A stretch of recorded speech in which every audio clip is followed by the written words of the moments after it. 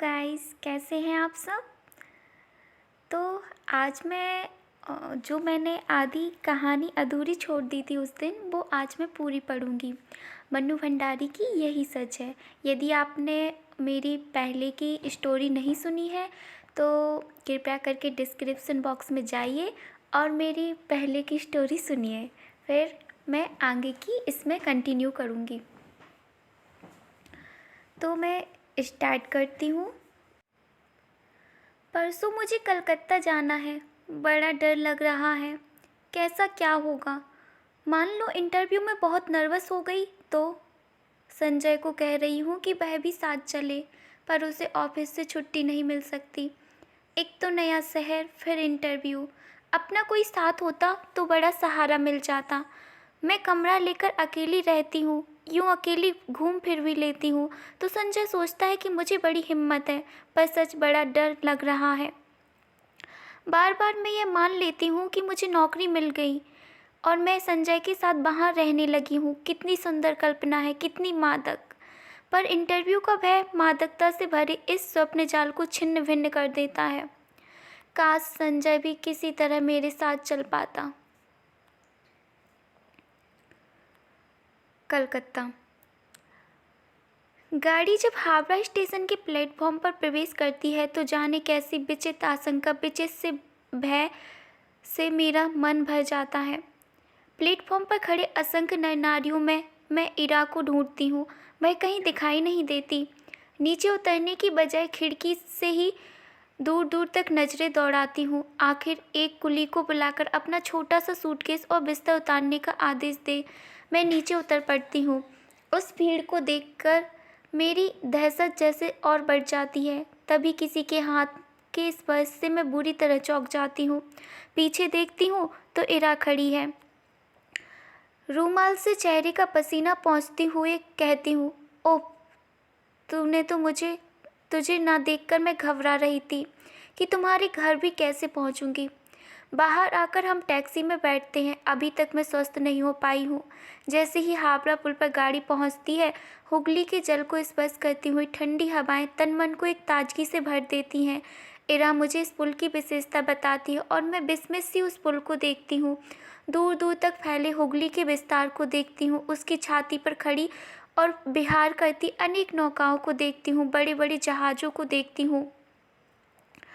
उसके बाद बहुत ही भीड़ भरी सड़कों पर हमारी टैक्सी रुकती रुकती चलती है।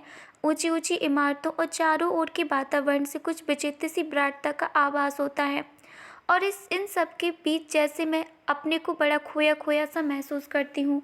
कहाँ पटना और कानपुर और कहाँ यह कलकत्ता।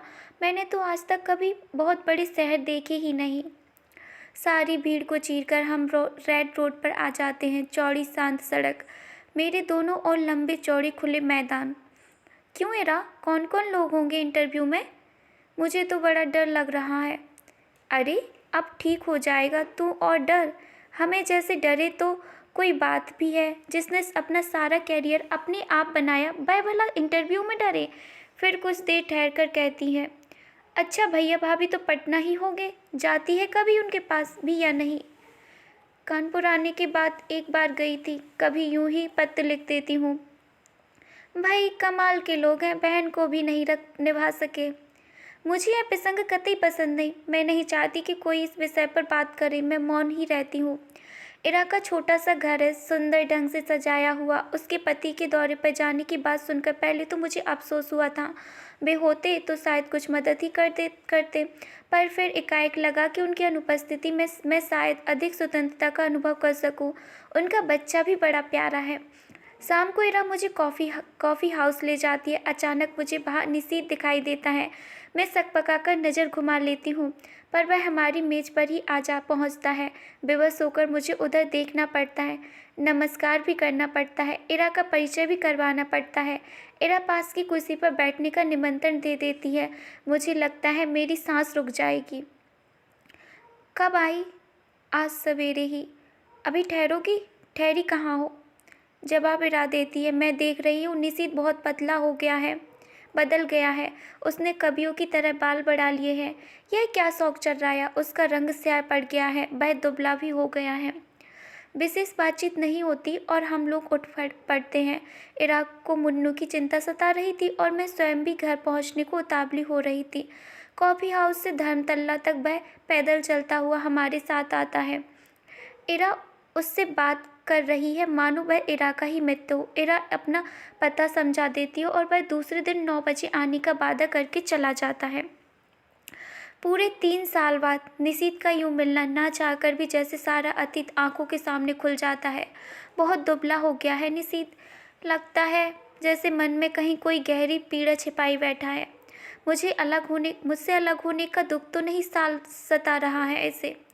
कल्पना चाहे कितनी भी मधुर क्यों ना हो, एक तृप्ति युक्त आनंद देने वाली क्यों ना हो, पर मैं जानती हूँ यह झूठ है। यदि ऐसा ही था तो कौन उससे कहने गया था कि तुम इस संबंध को तोड़ दो। उसने अपनी इच्छा से ही तो यह सब किया था। एकाएक ही मेरा मन कटु हो उठता है। यही तो है वह व्यक्ति जिसने मुझे अपमानित करके सारी दुनिया के सामने छोड़ दिया था, महज उपहास का पात्र बनाकर। ओह, क्यों नहीं मैंने उसे पहचानने से इनकार कर दिया। जब वह मेज के पास आकर खड़ा हुआ तो क्यों नहीं मैंने कह दिया कि माफ़ कीजिए, मैं आपको नहीं पहचानती। जरा उसका खिसियाना तो देखती। वह कल भी आएगा। मुझे उसे साफ साफ मना कर देना चाहिए था कि मैं उसकी सूरत भी नहीं देखना चाहती। मैं उससे नफरत करती हूँ। अच्छा है आए कल, मैं उसे बता दूंगी कि जल्दी मैं संजय से विवाह करने वाली हूँ। यह भी बता दूंगी कि मैं पिछला सब कुछ भूल चुकी हूँ। यह भी बता दूंगी कि मैं उससे घृणा करती हूँ और उसे ज़िंदगी में कभी माफ़ नहीं कर सकती। यह सब सोचने के साथ साथ जाने क्यों मेरे मन में यह बात भी उठ रही थी कि 3 साल हो गए, अभी तक निशीथ ने विवाह क्यों नहीं किया। करे ना करे मुझे क्या। क्या वह आज भी मुझसे कुछ उम्मीद रखता है। हो मूर्ख कहीं का। संजय, मैंने तुमसे कितना कहा था कि तुम मेरे साथ चलो, पर तुम नहीं आए। इस समय जबकि मुझे तुम्हारी इतनी इतनी याद आ रही है, बताओ मैं क्या करूं।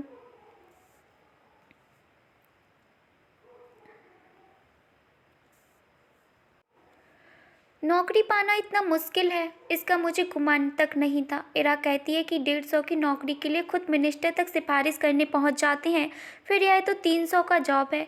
निशी सवेरे से शाम तक इसी चक्कर में भटका है, यहाँ तक कि उसने अपने ऑफिस से भी छुट्टी ले ली है। वह क्यों मेरे काम में इतनी दिलचस्पी ले रहा है। उसका परिचय बड़े बड़े लोगों से है। वह कहता है कि जैसे भी होगा वह काम मुझे दिलाकर ही मानेगा, पर आखिर क्यों। कल मैंने सोचा था कि अपने व्यवहार की रुखाई से मैं स्पष्ट कर दूंगी कि अब वह मेरे पास न आए। 8:45 के करीब जब मैं अपने टूटे हुए बाल फेंकने खिड़की पर गई तो देखा घर से थोड़ी दूर पर निशीथ टहल रहा है। वही लंबे बाल, कुर्ता पजामा। तो वह समय से पहले ही आ गया। संजय होता तो 11 से पहले नहीं पहुंचता। समय पर पहुंचना तो वह जानता ही नहीं। उसे यूं चक्कर काटते देख मेरा मन जाने कैसा हो गया, और जब वह आया तो मैं चाहकर भी कटु नहीं हो सकी। मैंने उसे कलकत्ता आने का मकसद बताया तो लगा कि वह बड़ा प्रसन्न हुआ। वहीं बैठे बैठे फ़ोन करके उसने उस नौकरी के संबंध में सारी जानकारी प्राप्त कर ली। कैसे क्या करना होगा उसकी योजना भी बना डाली। बैठे बैठे फ़ोन से ऑफिस को सूचना भी दे दी कि आज वह ऑफिस नहीं आएगा। विचित्र स्थिति मेरी हो रही थी। उसके इस अपनत्व भरे व्यवहार को मैं स्वीकार भी नहीं कर पाती थी, नकार भी नहीं पाती थी। सारा दिन मैं उसके साथ घूमती रही, पर काम की बात के अतिरिक्त उसने एक भी बात नहीं की।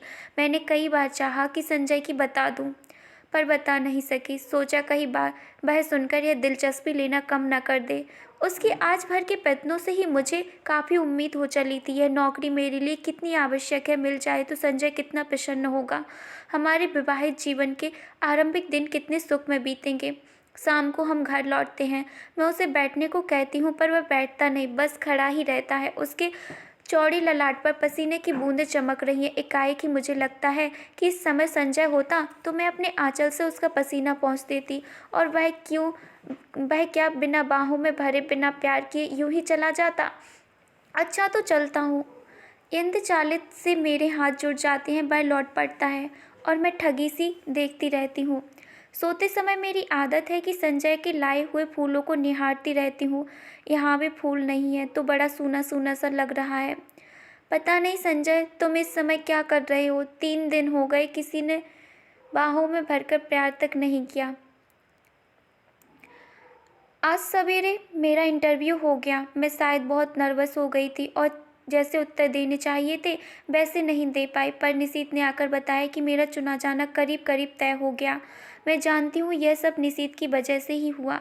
ढलते सूरज की धूप निशीथ के बाएं गाल पर पड़ रही थी और सामने बैठा निशीथ इतने दिन बाद एक बार फिर मुझे बहुत प्यारा लग रहा था।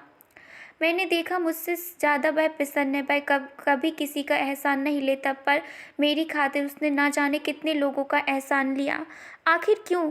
क्या वह चाहता है कि मैं कलकत्ता आकर रहूं उसके साथ? उसके पास एक अजीब सी पुलक से मेरा तन मन सिहर उठता है। वह ऐसा क्यों चाहता है? उसका ऐसा चाहना बहुत गलत है, बहुत अनुचित है।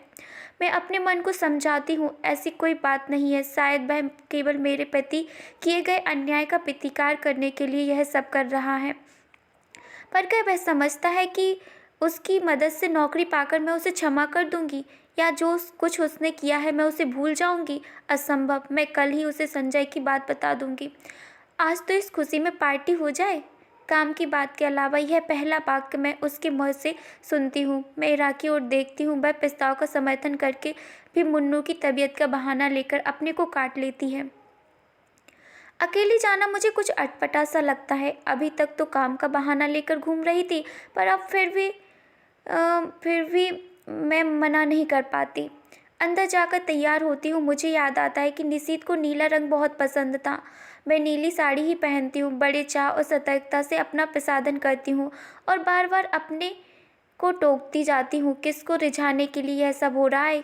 क्या वह निरा पागलपन नहीं? सीढ़ियों पर निशीथ हल्की सी मुस्कुराहट के साथ कहता है, इस साड़ी में तुम बहुत सुंदर लग रही हो। मेरा चेहरा तमतमा जाता है, कनपटियाँ सुर्ख हो जाती हैं। मैं चुपचाप ही इस वाक्य के लिए तैयार नहीं थी। यह सदा चुप रहने वाला निशीथ बोला भी तो ऐसी बात। मुझे ऐसी बातें सुनने की जरा भी आदत नहीं है। संजय ना कभी मेरे कपड़ों पर ध्यान देता है, ना ऐसी बात करता है, जबकि उसका पूरा अधिकार है, और यह बिना अधिकार ऐसी बात करे। तो आज के लिए बस इतनी ही। अगली वीडियो में इसकी आगे की कहानी बताऊंगी। तो कृपया करके यदि आपको स्टोरी पसंद आए तो लाइक करिएगा, सब्सक्राइब करिएगा। थैंक यू सो मच इतने अच्छे से सुनने के लिए।